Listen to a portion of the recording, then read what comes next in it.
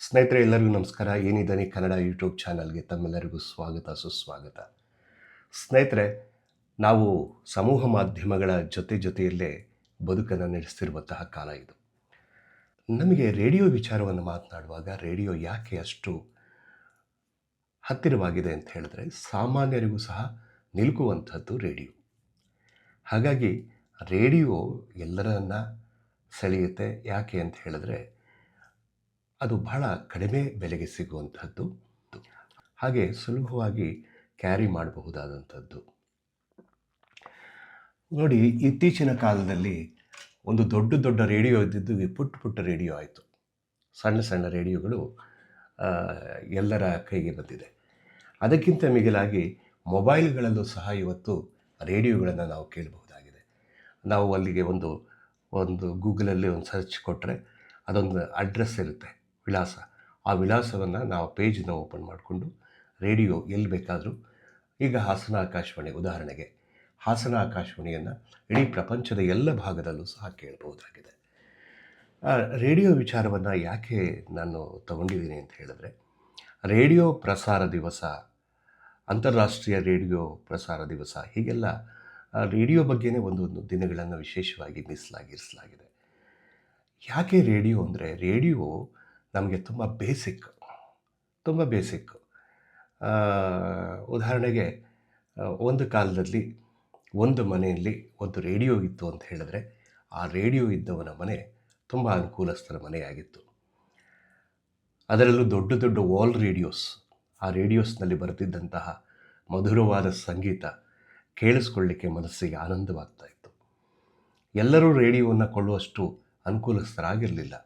ಆದರೆ ಅಂಗಡಿಗಳಲ್ಲಿ, ಹೋಟೆಲ್ಗಳಲ್ಲಿ ಮತ್ತು ಬೇರೆ ಸ್ಥಳಗಳಲ್ಲಿ, ಈಗ ಟೌನ್ ಹಾಲ್ ಅಥವಾ ಮುನ್ಸಿಪಾಲ್ಟಿ ಈ ಥರ ಜಾಗಗಳಲ್ಲಿ, ಸಾರ್ವಜನಿಕ ಜಾಗಗಳಲ್ಲಿ, ಪಾರ್ಕ್ಗಳಲ್ಲಿ ರೇಡಿಯೋ ಹಾಕಿ ಅಲ್ಲಿ ಕೇಳಿಸ್ತಾ ಇದ್ದರು. ಅಲ್ಲಿ ಮುಖ್ಯವಾಗಿ ಪ್ರದೇಶ ಸಮಾಚಾರ, ವಾರ್ತೆಗಳು ಮತ್ತು ಚಿತ್ರಗೀತೆಗಳು, ಭಾವಗೀತೆಗಳು, ಜನಪದ ಗೀತೆಗಳು, ಆಮೇಲೆ ನಾಟಕ ಎಲ್ಲ ಸಾಮಾನ್ಯವಾಗಿ ರಾತ್ರಿ ಸಮಯದಲ್ಲಿ ಪ್ರಸಾರ ಆಗ್ತಾಯಿತ್ತು. ರೂಪಕಗಳು, ನಾಟಕಗಳು, ಯಕ್ಷಗಾನ, ಆಮೇಲೆ ಸೌಂಡ್ ಟ್ರ್ಯಾಕ್ ಅಂತೂ ಮಧ್ಯಾಹ್ನ 2:30 ಭಾನುವಾರ ಪ್ರಸಾರವಾಗುತ್ತಿದ್ದಂತಹ ಸೌಂಡ್ ಟ್ರ್ಯಾಕನ್ನು ಕೇಳಿಸ್ಕೊಳ್ಳಿಕ್ಕೆ ಕಾದು ಕುಳಿತಂತಹ ಕಾಲ ಒಂದಿತ್ತು. ಹಾಗಾಗಿ ಕೇಳಿಸ್ಕೊಳ್ಳೋದ್ರಲ್ಲಿ ಸಿಗುವಂತಹ ಆನಂದ ಇದೆಯಲ್ಲ, ಸಂತೋಷ, ನೋಡೋದ್ರಲ್ಲಿ ಸಿಗಲ್ವೇನೋ ಅಂತ ತುಂಬ ಜನರ ಅಭಿಪ್ರಾಯ ಇದು. ಒಂದು ಕಲ್ಪನಾ ಶಕ್ತಿಯನ್ನು ಬೆಳೆಸೋದು ಈ ಶ್ರವ್ಯ ಮಾಧ್ಯಮದಿಂದ. ಉದಾಹರಣೆಗೆ, ಒಂದು ನಾಟಕವನ್ನು ನೋಡಿದಾಗ ಆ ಕಣ್ಣಿಗೆ ಅದು ಮೊದಲು ಸ್ಪರ್ಶವಾಗುತ್ತೆ, ಆಮೇಲೆ ಮನಸ್ಸಿಗೆ ಇಳಿಯುತ್ತೆ, ಆಮೇಲೆ ಎಲ್ಲವೂ ಆಗುತ್ತೆ. ಆದರೆ ರೇಡಿಯೋದಲ್ಲಿ ನಿಮಗೆ ಕಿವಿ ಒಂದು ಬಿಟ್ಟರೆ, ನಿಮ್ಮ ಮನಸ್ಸು ಮತ್ತು ನಿಮ್ಮ ಕಿವಿ ಎರಡು ನೇರವಾಗಿ ಕಿವಿಯಿಂದ ಮನಸ್ಸಿನ ಆಳಕ್ಕೆ ಇಳಿಯುವಂಥದ್ದು. ಹಾಗಾಗಿ ಮನಸ್ಸಲ್ಲಿ ಕಲ್ಪನಾ ಶಕ್ತಿ, ಈ ಪಾತ್ರ ಹೀಗಿರಬಹುದು, ಈ ಪಾತ್ರ ಹೀಗಿರಬಹುದು, ಹೀಗೆಲ್ಲ. ಮತ್ತು ಮ್ಯೂಸಿಕ್, ನೀವು ಅಪ್ಪಟವಾಗಿ ಮ್ಯೂಸಿಕ್ ಏನು ಆ ಮ್ಯೂಸಿಕ್ ಡೈರೆಕ್ಟರ್ಸು ಮತ್ತು ಸಿಂಗರ್ಸು ಮತ್ತು ನುಡಿಸುವಂತಹ ಕಲಾವಿದರು ಏನು ನುಡಿಸಿರ್ತಾರೆ ತನ್ಮಯರಾಗಿ, ಅದೆಲ್ಲವನ್ನು ನಾವು ನೋಡುವ ಮೂಲಕ ಕೇಳಿ ಆನಂದಿಸ್ಲಿಕ್ಕೆ ಸಾಧ್ಯ ಇಲ್ಲ. ಒಂದು ಸಾಂಗ್ ಬಂತು ಅಂದರೆ ಅದು ಬಂತು ಹೋಯಿತು. ಆದರೆ ಒಂದು ರೇಡಿಯೋ ಮೂಲಕ ಒಂದು ಸಾಂಗನ್ನು ನಾವು ಕೇಳಿದಾಗ ನಿಜವಾಗಿಯೂ ಮನಸ್ಸಿಗೆ ಆನಂದವಾಗುತ್ತೆ. ಅಂದರೆ ರೇಡಿಯೋದವರು ಈಗ ಹಾಕಿದ್ದು ಈಗ ನಮ್ಮ ಸೋಷಿಯಲ್ ಮೀಡಿಯಾದಲ್ಲಿ ಈಗ ತಕ್ಷಣ ಕೇಳಿದಂಥ ಹಾಡನ್ನು ಮತ್ತಿನ್ನೊಂದು ಸರ್ತಿ ಕೇಳಿಬಿಡ್ಬೋದು. ಆದರೆ ಈ ರೇಡಿಯೋ ಹೇಗೆ ಅಂದರೆ, ಒಂದು ಸರಿ ಪ್ರಸಾರ ಮಾಡ್ತು ಅಂದರೆ ಅದು ಅವ್ರಿಗೆ ಅಷ್ಟೇ, ಅದು ಇನ್ಯಾವಾಗೂ ಪ್ರಸಾರ ಆಗೋದು, ಪದೇ ಪ್ರಸಾರ ಆಗೋದಿಲ್ಲ. ಈ ಕಾರಣದಿಂದ ರೇಡಿಯೋ ಅಷ್ಟು ಮುಖ್ಯವಾಗುತ್ತೆ. ಒಂದು ಕಾಲದಲ್ಲಿ ಕ್ರಿಕೆಟ್ ಕಾಮೆಂಟ್ರಿ ಇವತ್ತು ಟಿ ವಿಗಳಲ್ಲಿ, ಬೇರೆ ಖಾಸಗಿ ವಾಹಿನಿಗಳಲ್ಲಿ ಕುಳಿತು ಆನಂದಿಸ್ತಾರೆ. ಆದರೆ ಏನು ಪಾಕೆಟ್ ರೇಡಿಯೋ ಅಂತ ಇತ್ತು, ಆ ಪಾಕೆಟ್ ರೇಡಿಯೋದಲ್ಲಿ ಟಿ ವಿ ಕಾಮೆಂಟ್ರಿಯನ್ನು ಕೇಳುವಂತಹ, ಕಿವಿಯಲ್ಲಿ ಇವತ್ತು ಹೇಗೆ ಮೊಬೈಲ್ಗಳನ್ನು ಇಟ್ಕೊಂಡು ತಿರುಗ್ತಾ ಇದ್ದೀವೋ ಅದೇ ರೀತಿಯಲ್ಲಿ ಕಿವಿಯಲ್ಲಿ ಒಂದು ರೇಡಿಯೋನ ಇರಿಸ್ಕೊಂಡು ತಿರುಗ್ತಿದ್ದಂತಹ ಕಾಲ ಇತ್ತು. ಯಂಗ್ಸ್ಟರ್ಸ್ ಮತ್ತು ಏಜ್ ಆದವರು ಎಲ್ಲರೂ ಕೂಡ. ಈ ಒಂದು ಮಾಧ್ಯಮದಲ್ಲಿ ಯಾಕೆ ಈ ಮಾಧ್ಯಮದ ಬಗ್ಗೆ ಹೇಳಬೇಕು ಅಂತ ಹೇಳಿದ್ರೆ, ಎಲ್ಲ ಪ್ರಸಾರಕ್ಕೂ, ಅದು ಹಾಡುಗಳಿರಬಹುದು, ಭಾವಗೀತೆ ಇರಬಹುದು, ಚಿತ್ರಗೀತೆ ಇರಬಹುದು, ನಾಟಕ ಇರಬಹುದು, ಶಾಸ್ತ್ರೀಯ ಸಂಗೀತ, ಉತ್ತರಾದಿ, ದಕ್ಷಿಣಾದಿ, ಪಾಶ್ಚಾತ್ಯ, ಯಾವುದೇ ಸಂಗೀತ ಇರಬಹುದು, ನಾವು ಕೇಳಿ ಆಸ್ವಾದಿಸ್ಲಿಕ್ಕೆ ಸಾಧ್ಯ ಅಂತ ಹೇಳಿದ್ರೆ ಅದು ಕೇವಲ ಈ ರೇಡಿಯೋ ಮೂಲಕ. ಮಾರ್ಕೋನಿ ರೇಡಿಯೋ ಕಂಡುಹಿಡಿದಂತಹ ವಿಜ್ಞಾನಿ ಮಾರ್ಕೋನಿಗೆ ನಾವೆಲ್ಲರೂ ಧನ್ಯವಾದವನ್ನು ಹೇಳಬೇಕು. ಯಾಕೆಂದರೆ ಯಾವುದೇ ವೈರ್ಲೆಸ್ ಅಂತ ಹೇಳ್ತಾರಲ್ಲ, ಆ ಒಂದು ಸಣ್ಣ ಪೆಟ್ಟಿಗೆಯಲ್ಲಿ ಎಷ್ಟೋ ದೂರದ ಕಾರ್ಯಕ್ರಮಗಳು ನಮಗೆ ತಲುಪುತ್ತವೆ. ಅದಕ್ಕೆ ಅಷ್ಟೇನು ವೆಚ್ಚ ಇಲ್ಲ, ಏನೂ ಇಲ್ಲ. ಇನ್ನೊಂದು ವಿಚಾರವನ್ನು ಹೇಳಬೇಕು. ರೇಡಿಯೋ ಇರಿಸ್ಕೊಂಡವರು ಒಂದು ಕಾಲದಲ್ಲಿ ಲೈಸೆನ್ಸ್ ಇಟ್ಕೊಳ್ಬೇಕಾಗಿತ್ತು. ಲೈಸೆನ್ಸ್ ಇದ್ದವ್ರಿಗೆ ಮಾತ್ರ ರೇಡಿಯೋ ಸಿಗ್ತಾಯಿತ್ತು. ಲೈಸೆನ್ಸ್ ಪ್ರತಿ ವರ್ಷ ರಿನಿವಲ್ ಮಾಡಿಸ್ಬೇಕಾಗಿತ್ತು. ರಿನಿವಲ್ ಮಾಡಿಸ್ತಾ ಇದ್ದರೆ ಅದು ಅಪರಾಧ ಆಗ್ತಾಯಿತ್ತು. ಅವ್ರ ಮೇಲೆ ಕೇಸ್ ಬೀಳ್ತಾಯಿತ್ತು, ಬೇರೆ ಬೇರೆ ರೀತಿ ಕ್ರಮಗಳು ಆಗ್ತಾಯಿತ್ತು. ಹಾಗಾಗಿ ಅದರ ಲೈಸೆನ್ಸ್ ಎಲ್ಲ ತೆಗೆದ್ರು ಎಲ್ಲರ ಕೈಗೂ ರೇಡಿಯೋ ಸಿಕ್ತು, ಒಳ್ಳೆಯದಾಯಿತು. ಟಿ ವಿ ಬಂದು ರೇಡಿಯೋನ ಹಿಂದಿಕ್ತು ಅನ್ನೋ ಒಂದು ಮಾತಿದೆಯಲ್ಲ, ಅದು ಸುಳ್ಳು. ಇವತ್ತೂ ಸಹ ರೇಡಿಯೋ ಸುಮಾರು 65ರಿಂದ 70 ಭಾಗ ಶ್ರೋತೃಗಳು ನಮ್ಮ ದೇಶದಲ್ಲಿದ್ದಾರೆ. ಅವರು ರೈತರಾಗಿರ್ಬೋದು, ಕಾರ್ಮಿಕರಾಗಿರ್ಬೋದು, ಅಥವಾ ಮಹಾಜ್ಞಾನಿಗಳಾಗಿರ್ಬೋದು, ಸಾಮಾನ್ಯರಾಗಿರ್ಬೋದು, ಅಸಾಮಾನ್ಯರಾಗಿರ್ಬೋದು, ಯಾರೇ ಆಗಿದ್ದರೂ ಕೂಡ ಮನೆಯಲ್ಲಿ ಒಂದು ರೇಡಿಯೋ ಇರುತ್ತೆ.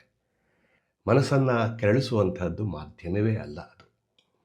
ಮನಸ್ಸನ್ನು ಅರಳಿಸುವಂಥದ್ದು, ಒಳ್ಳೆಯ ವಿಚಾರಗಳನ್ನು ತಲುಪಿಸುವಂಥದ್ದು ಮಾತ್ರ ಅದು ಒಳ್ಳೆಯ ಮಾಧ್ಯಮ ಆಗಿರಲಿಕ್ಕೆ ಸಾಧ್ಯ. ಮುದ್ರಣ ಮಾಧ್ಯಮ ಹೇಗೆ ಶಾಶ್ವತವಾಗಿ ತನ್ನ ಅಸ್ತಿತ್ವವನ್ನು ಉಳಿಸ್ಕೊಂಡಿದೆಯೋ, ಅದೇ ರೀತಿಯಲ್ಲಿ ಶ್ರವ್ಯ ಮಾಧ್ಯಮ ತನ್ನ ಅಸ್ತಿತ್ವವನ್ನು ಉಳಿಸ್ಕೊಂಡಿದೆ. ಉದಾಹರಣೆಗೆ ದೂರದರ್ಶನ ಬಂದದ ಮೇಲೆ ಬೇರೆ ಬೇರೆ ಖಾಸಗಿ ಚಾನಲ್ಗಳು ಬಂತು. ಖಾಸಗಿ ಚಾನಲ್ಗಳು ಒಂದಾದ ಮೇಲೆ ಒಂದು ಅದು ಕಣ್ಮರೆಯಾಗ್ತಾ ಹೋಗಿ ಯಾವುದೋ ಒಂದು ಈಗ ನಡೀತಾ ಇದೆ, ಸ್ವಲ್ಪ ದಿವಸ ನಡೆಯುತ್ತೆ. ಆದರೆ ರೇಡಿಯೋ ಹಾಗಲ್ಲ. ಇಷ್ಟು ವರ್ಷಗಳು, ಸುದೀರ್ಘವಾದ ಇತಿಹಾಸ. ಸಾಹಿತ್ಯ ದಿಗ್ಗಜರು, ಸಂಗೀತ ದಿಗ್ಗಜರು, ಬೇರೆ ಬೇರೆ ಕ್ಷೇತ್ರಗಳಲ್ಲಿ ಕಾರ್ಯನಿರ್ವಹಿಸಿದಂತಹ ಮಹನೀಯರನ್ನು ಧ್ವನಿಮುದ್ರಿಸಿಕೊಂಡು ಪ್ರಸಾರ ಮಾಡುವಂತಹ ಆಕಾಶವಾಣಿ ನಿಜವಾಗಿಯೂ ಬಹಳಷ್ಟು ಧ್ವನಿಗಳ ಭಂಡಾರ. ಮಹಾತ್ಮ ಗಾಂಧಿಯವರದ್ದಾಗಿರಲಿ, ಬಾಬಾ ಸಾಹೇಬ್ ಅಂಬೇಡ್ಕರ್ ಅವರದ್ದಾಗಿರಲಿ, ನೆಹರು ಅವರದ್ದಾಗಿರಲಿ, ಅಥವಾ ಹಿಂದಿನ ತಲೆಮಾರಿನ ಎಲ್ಲರ ಧ್ವನಿಮುದ್ರಣವನ್ನು ಆಕಾಶವಾಣಿ ಹೊಂದಿದೆ. ಇವತ್ತು ಯಾವುದಾದ್ರೂ ಖಾಸಗಿ ವಾಹಿನಿಗಳಿಗೆ ಹೋಗಿ ಕೇಳಿ, ಇದೆಯಾ ಅಂತ ಹೇಳಿದ್ರೆ ಆಕಾಶವಾಣಿ ಅಂತಲೇ ಬರಬೇಕು ಅವರು. ಹೀಗೆ ಆಕಾಶವಾಣಿಯನ್ನು ನಾನು ಹೊಗಳ್ತಾ ಇದ್ದೀನಿ ಅಂತಲ್ಲ, ಆಕಾಶವಾಣಿಯನ್ನು ಕೇಳೋರು ಯಾರು ರೇಡಿಯೋ ಕೇಳ್ತಾ ಇದ್ದಾರೆ ಅಂತ ತುಂಬ ಜನ ಅಲ್ಲಲ್ಲಿ ಮಾತಾಡ್ತಾರೆ. ಯಾಕೆ ರೇಡಿಯೋ ಕೇಳ್ತಾ ಇಲ್ಲ? ಇವತ್ತೂ ಸಹ ಗುಡ್ಡ ಬೆಟ್ಟಗಳನ್ನು ದಾಟಿ ಹೋಗಿ ಕಾಡು ಮೇಡುಗಳಲ್ಲಿ ಕೇಳಿಸುವಂಥದ್ದು ರೇಡಿಯೋ. ಹಾಗಾಗಿ ರೇಡಿಯೋ ಬಹಳ ಅತ್ಯುತ್ತಮ ಸಾಧನ. ಮನೆಯಲ್ಲಿ ಒಂದು ರೇಡಿಯೋ ಇದ್ದರೆ ಅದೊಂದು ಒಳ್ಳೆಯ ಸಂಗಾತಿ ಇದ್ದ ಹಾಗೆ. ಪುಸ್ತಕ ಹೇಗೆ ಸಂಗಾತಿಯಾಗಿದೆಯೋ, ರೇಡಿಯೋ ಕೂಡ ಹಾಗೆ ಸಂಗಾತಿ. ಹಾಗಾಗಿ ರೇಡಿಯೋ ಬಗ್ಗೆ ಅಪಾರ ಅಭಿಮಾನವನ್ನು ಬೆಳೆಸ್ಕೊಳ್ಳಿ. ಸಣ್ಣ ಪುಟ್ಟ ರೇಡಿಯೋಗಳು, ಚಿಕ್ಕ ಪುಟ್ಟ FM ತುಂಬ ಚೆನ್ನಾಗಿದೆ. ಈ ಥರದ ರೇಡಿಯೋಗಳನ್ನು ಇಟ್ಕೊಳ್ಳಿ. ಇಲ್ಲಾಂದರೆ ಮೊಬೈಲ್ನಲ್ಲೇ ರೇಡಿಯೋ ಬರುತ್ತೆ, ಅದನ್ನು ಕೇಳಿಸ್ಕೊಳ್ಳಿ. ನಿಮ್ಮ ಮನಸ್ಸು ಅರಳುತ್ತೆ. ಒಳ್ಳೆಯ ಸಂಗೀತವನ್ನು ಕೇಳೋದ್ರಿಂದ ಮನಸ್ಸಿಗೆ ಆನಂದವಾಗುತ್ತೆ ಅಂತ ಭಾಳಷ್ಟು ತಜ್ಞರು ಹೇಳ್ತಾರೆ. ಮನಸ್ಸಿನ ಎಷ್ಟೋ ನೋವುಗಳಿಗೆ ಸಂಗೀತ ದಿವ್ಯ ಔಷಧಿ ಅಂತ ಹೇಳಿ. ಹಾಗಾಗಿ ಸಂಗೀತ ಆಲಿಸ್ಬೇಕು ಅಂದರೆ ರೇಡಿಯೋ ಕೇಳಬೇಕು. ರೇಡಿಯೋ ಕೇಳೋದ್ರಿಂದ ಯಾರಿಗೂ ಲಾಸ್ ಇಲ್ಲ, ಒಳ್ಳೆ ಟೈಮ್ ಹೇಳುತ್ತೆ. ಸುದ್ದಿ ಪ್ರಸಾರದಲ್ಲೂ ಯಾವತ್ತೂ ಕೂಡ ರೇಡಿಯೋ ಗಂಟೆಗಟ್ಟಲೆ ಮಾಡಲ್ಲ. 5 ನಿಮಿಷ, 10 ನಿಮಿಷ, 15 ನಿಮಿಷ, ಅದಕ್ಕೆ ಮೀರಿ ರೇಡಿಯೋದಲ್ಲಿ ಸುದ್ದಿ ಪ್ರಸಾರ ಇರೋದಿಲ್ಲ. ಯಾವತ್ತೂ ರೇಡಿಯೋ ನ್ಯೂಸ್ ಕಾಮೆಂಟ್ರಿ ಮಾಡೋದು ಇಲ್ಲ. ಅದು ಏನಿದ್ರು ಲೈವ್ ಅಲ್ಲೇನು ನಡೀತಾ ಇದೆಯೋ ಅದನ್ನು ಪ್ರಸ್ತುತಪಡಿಸುತ್ತೆ ವಿನಃ ನ್ಯೂಸನ್ನು ಕಾಮೆಂಟ್ರಿ ರೂಪದಲ್ಲಿ ಗಂಟೆಗಟ್ಟಲೆ, ದಿನಗಟ್ಟಲೆ ಕೇಳಿಸುವಂತಹ ಕೆಲಸವನ್ನು ರೇಡಿಯೋ ಮಾಡಿಲ್ಲ. ಹಾಗಾಗಿ ರೇಡಿಯೋ ಅತ್ಯುತ್ತಮ ಸಂಗಾತಿ. ಎಲ್ಲ ರೀತಿಯಲ್ಲೂ ಒಂಟಿತನವನ್ನು ಹೋಗಲಾಡಿಸಲಿಕ್ಕೆ ಒಂದು ರೇಡಿಯೋ ಮನೆಯಲ್ಲಿ ಇರಬೇಕು.